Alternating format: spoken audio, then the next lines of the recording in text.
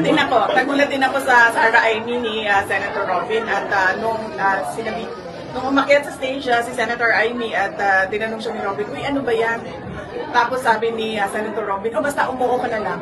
So, hindi ko alam kung anong nasa isip ni Senator Robin. Ano pong, pag tinitingnan niyo po ako, tatandaan niyo lagi, si Robin Padilla hindi politiko. Si Robin Padilla, sa 2028, campaign manager ako ni Inday Sara Duterte at ni Amy Marcos. Ang gulo-gulo niya!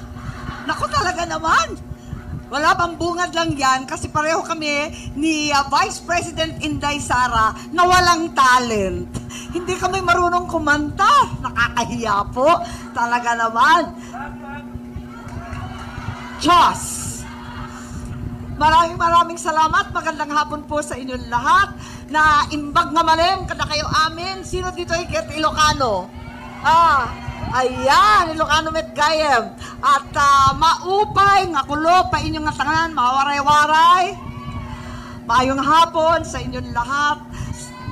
Assalamualaikum warahmatullahi wabarakatuh. Tuwan-tuwa po ako makapiling kayo at palibhasa nag-English si Robin. It's a great joy and privilege to join you this afternoon. A welcome respite from the travails of politics and the Senate. At least nakaligtas kami, nakatakas kami ni Robin. Talaga naman, hindi ako sanay dyan sa Senadong ganyan, paupo-upo. Higit sa lahat, walang humpay na bardagulan. Talaga naman. Bago ang lahat, kanais kong batiin Rosela Bedwa Orbeta. Palakpakan natin, Pangulo Maisog, Kuala Lumpur. Nako, talaga naman ang titindi. Ang ating pinakamamahal, ang ating Attorney J.V. Hinlo. Huwag kang mainip, kampanya pa more. Malapit na.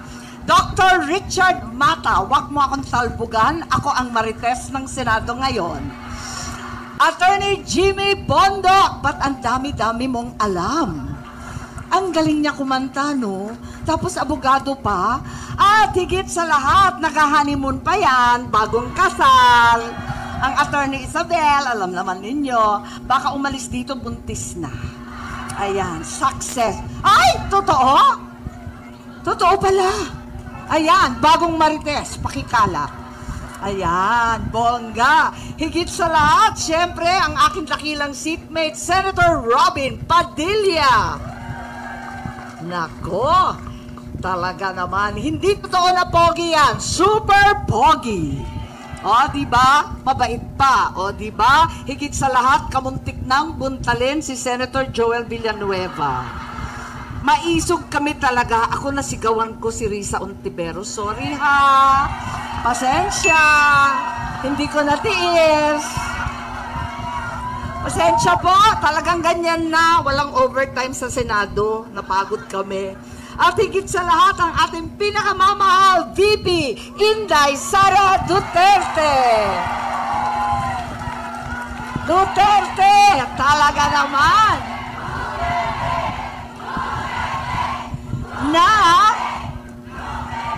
talaga naman dahil kay Inday, ibang-iba ang itsura natin ngayong hapon na ito kesa dating pagtambay sa Rotaraya Mall. Pag nakikita ko kayo dun pakalat-kalat lang tayo sa daan. Pero ngayon, nakapilipinyana mula ulo hanggang tiil. Wala akong masabi, ang bongga. Ang gaganda natin lahat, dapat araw-araw ganyan, kahit nagkukuskus ng banyo. Pwede po ba yun?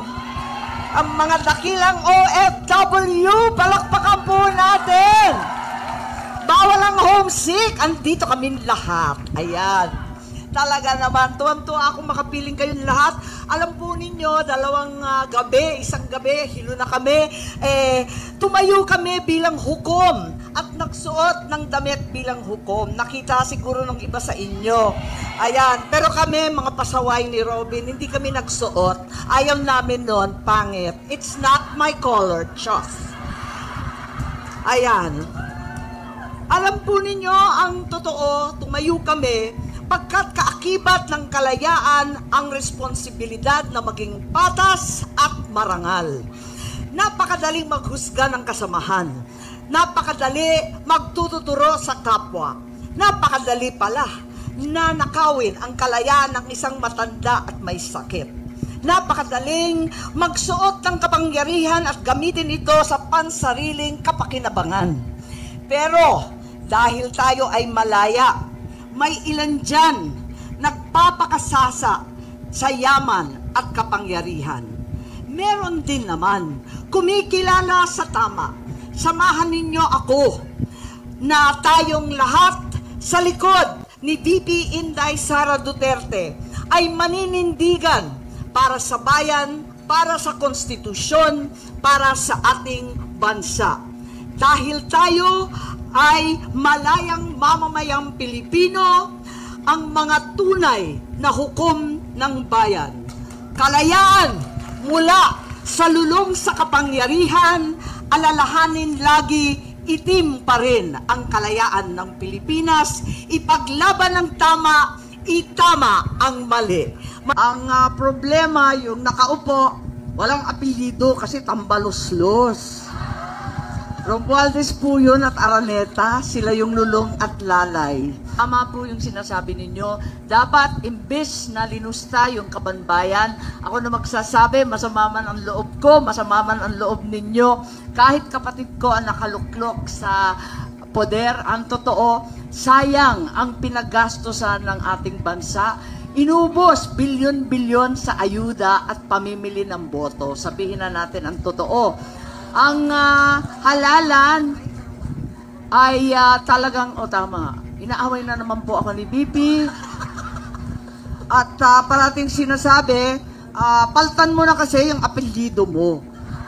Eh sabi ko, ang problema, yung nakaupo, walang apelyido kasi tambalos-los. Romualdez po yun at Araneta, sila yung lulong at lalay. Pag tinitingnan niyo po ako, tatandaan niyo lagi, si Robin Padilla hindi politiko. Si Robin Padilla, sa 2028, campaign manager ako ni Inday Sara Duterte. At i-ayon ni Marcos.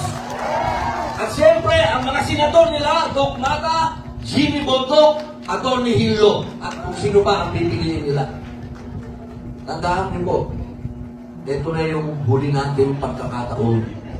Sana yung mga kamag-anak natin sa Pilipinas, kakausapin nyo sila, hindi tayo pwedeng puro galit. Dadating ang panahon na kayo ay muling susulat sa inyong mga balota. At pagdating ng araw na yan, tandaan po ninyo, yung hope, yung pag-asa.